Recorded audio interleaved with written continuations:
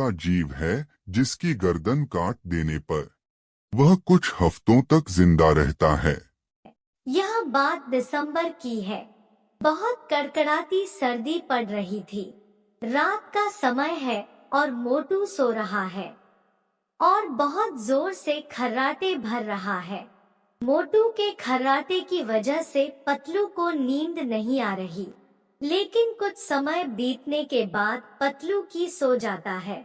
लेकिन जब रात को 12 बजते हैं तो अचानक पतलू की नींद खुल जाती है। पतलू को कुछ सुनाई देता है।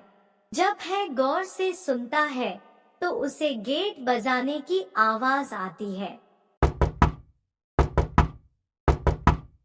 फिर पतलू दरवाजा खोलकर बाहर जाता है तो देखता है बाहर एक आदमी खड़ा है और उसके ऊपर सोने का प्रकाश आ रहा है। उस आदमी को देखकर पतलू डर जाता है।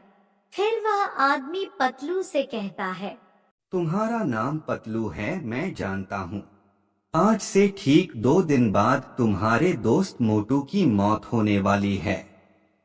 तुम लोगों ने हमेशा दूसरों की मदद की है, किसी को परेशान नहीं किया और बड़ों का कहना माना है।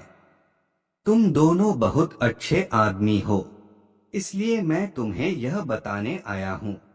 2 दिन बाद मोटू की मौत हो जाएगी। यह सुनकर पतलू बहुत जोर से रोने लगता है। बाबा, मोटू के बिना मैं भी मर जाऊंगा। मोटू से मैं बहुत प्यार करता हूँ। मोटू मेरे बचपन का बहुत अच्छा दोस्त है। आप कोई उपाय बताइए, कोई तो उपाय होगा मोटू की जान बचाने का। फिर वह आदमी बोलता है, उपाय है, लेकिन वह उपाय बहुत कठिन है। क्या तुम उस उपाय को कर पाओगे क्या? बाबा, आप मुझे उपाय बताइए, मैं सब कुछ करने के लिए तैयार हूँ मेरे मोटू के लिए। तो वह बाबा बोलता है, काली पहाड़ी के उस पार एक जंगल है। उस जंगल में तुम्हें एक घर मिलेगा और उस घर में एक तांत्रिक बाबा रहता है। वह तुम्हारी कुछ मदद कर सकता है। उसके पास एक जादुई पत्थर है। अगर वह पत्थर मोटू के ऊपर लाकर रख दो तो मोटू मरने से बच जाएगा। और मैं तुम्हारी दोस्ती देखकर बहुत खुश हुआ, तो मैं तुम्हें मेरी शक्ति से सीधा उस जंगल में पहुंचा देता हूँ, जहाँ तुम्हें वह तांत्रिक मिलेगा। फिर वो बाबा पतलू को अपने जादू से उस जंगल में पहुंचा देता है। पतलू जंगल में तांत्रिक को ढूंढता है और उसे तांत्रिक का घर मिल जाता है। फिर पतलू तांत्रिक से मिलकर तांत्रिक को सारी बात बता देता है।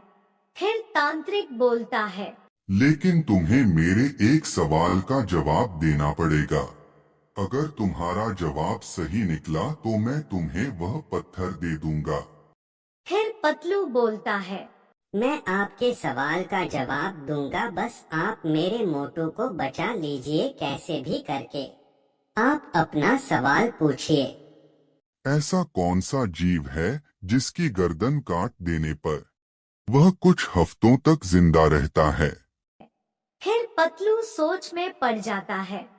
थोड़ी देर सोचने के बाद पतलू को जवाब आ जाता है।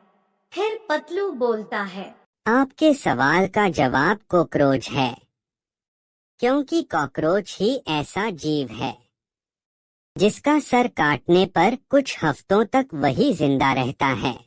पतलू का यह जवाब बिल्कुल सही था। तांत्रिक पतलू से खुश होकर उसे वह पत्थर दे देता है। फिर पतलू मोटू के पास जाकर उसके ऊपर वह पत्थर रख देता है। इस तरह पतलू ने मोटू की जान बचा ली।